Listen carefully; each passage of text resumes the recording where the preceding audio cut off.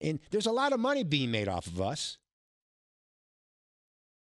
you and I, Americans, seniors. That's the group I'm in. I'm 68. And that money's being made by a number of different industries. The money is, they don't want you and me to be healthy. They want us to be fat and out of shape and sickly. So who makes the money off this? Primarily these industries.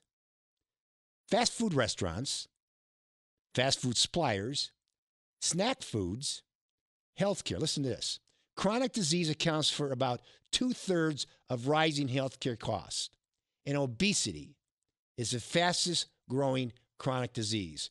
Rising healthcare costs needs have boosted healthcare pay and employment. Nonprofit hospitals are making hay too, with industry-leading community health systems running up to 53% profit margins. And then there's the risky and expensive obesity-related surgeries. The average gastric bypass cost $20,000 in 2009. And there were 220,000 of those operations in that year alone. That was over 10 years ago.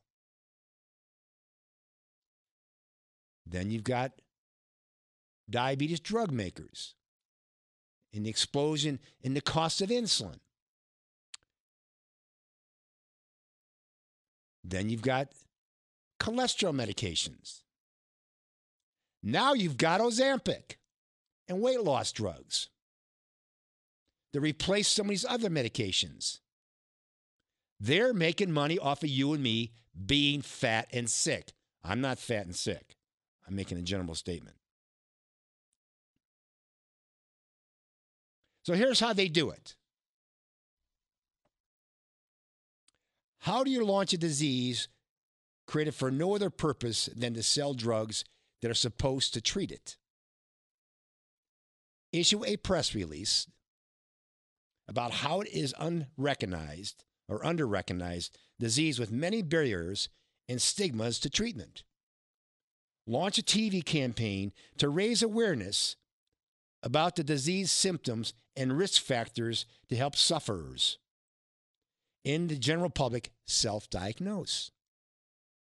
Create a website with a quiz for people to determine if they have the disease and script for them to take to the doctor to be prescribed the intended drug. Hire doctors to warn people that the disease is progressive and silent. It will only get worse if they ignore it and don't seek treatment. I'm going to stop at that point. I watched TV the other day, in the afternoon, after I got home from working with people and training them. I saw within 45 minutes 3 commercials, the same one, for Jardiance, the diabetes drug. And in the commercial, they showed all these really overweight people, and the lead person was extremely overweight, dancing around, happy, singing this song about Jardiance. And she's diabetic. And then they always, at the bottom here, they list all the side effects, possibly from the drug, yeast infections of the crotch area. I'm being a little bit graphic, but that's what it is. And other problems. And they're dancing around. They're like, I'm so happy. I can take this drug and I can eat whatever I want and I can be sickly. But I can take this drug with all these side effects. So who makes the money? The pharmaceutical company. So when you have these industries, the food industry and the drug industry, and you have the medical industry feeding each other, that's why it makes sense that healthcare makes up such a large segment of our economy. And there's no way they're going to tell you the truth, how to fix this problem. Because if you don't need a drug, they don't make the money.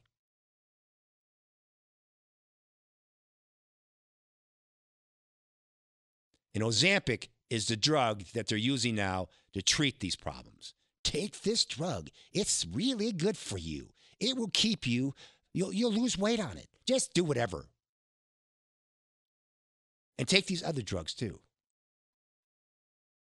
Because then they make a drug to treat the side effects of another drug. Let's look at this in general. Triglycerides. I talk about this all the time because, I try to get the message across to people that we are in complete control of all these problems.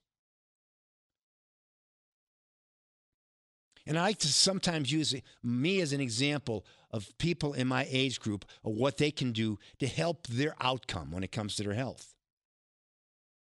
And I know being 68 years of age, it's been pushed on me big time over the past, since I've been on Medicare.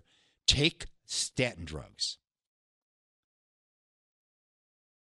Here are my cholesterol numbers. I have 193 cholesterol total, a 34 triglyceride, which I'll get to in a moment, 85 HDL, 79 blood sugar, and a 0.12 PSA.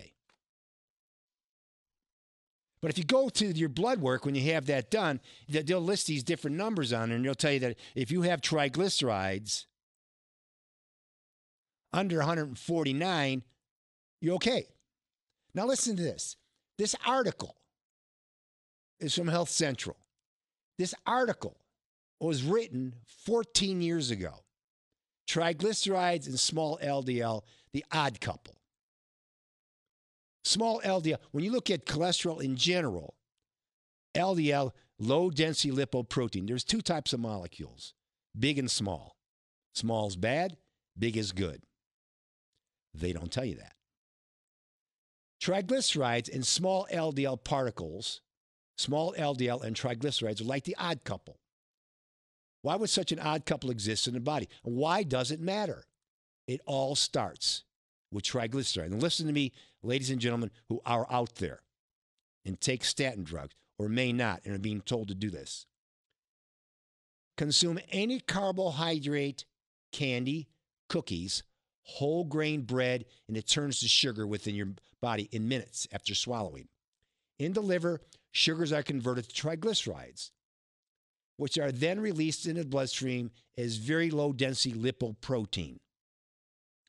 VLDL particles are triglyceride-rich, commonly 30 to 60% triglycerides by weight, because VLDL enters the bloodstream that is crowded with a number of other lipoproteins, such as LDL and HDL.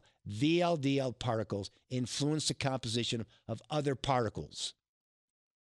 VLDLs generously contribute triglycerides to LDL and HDL particles. Once LDL and HDL particles are enriched with triglycerides, they become target of an abnormal metabolic pathway that converts them to small LDL. Small LDL particles are much more likely to cause heart disease, since they are more likely to provoke inflammatory reactions and are more oxidative prone. Small HDL particles are less effective at providing protective functions, including antioxidant functions. So the first domino for this effect are increased triglycerides and VLDL caused by carbohydrates. Question: which increases blood sugar more, whole wheat bread or Snickers bars? The answer: whole wheat bread increases blood sugar more than Snickers bars. But what do your proponents of the carbohydrates and good grains? Eat whole wheat bread is healthier for you. It's not. In fact, there are few exceptions. Whole wheat and other grain products increase blood sugar more than any other food known. Yes. The foods we are advised to eat more, whole grain, raise blood sugar higher than any candy bar. So carbohydrates, especially wheat products, also increase triglycerides and VLDL, which thereby increase small density lipoprotein. Now here's the part I'm getting to. Just about anybody who consumes sufficient carbohydrates can increase triglycerides in their small LDL. National guidelines advise triglycerides at 150 or less. At what level of triglycerides do small LDL particles appear? 60 milligrams per deciliter and higher. There we go. That's how low they have to be. So if you're out there, oh, my triglycerides are 80, 90, 100. My doctor said they're fine. No, they're not, because it's causing damage of the LDL particle. And that's what adheres to the artery wall because of the inflammation that's caused from a high carbohydrate, a high insulin diet.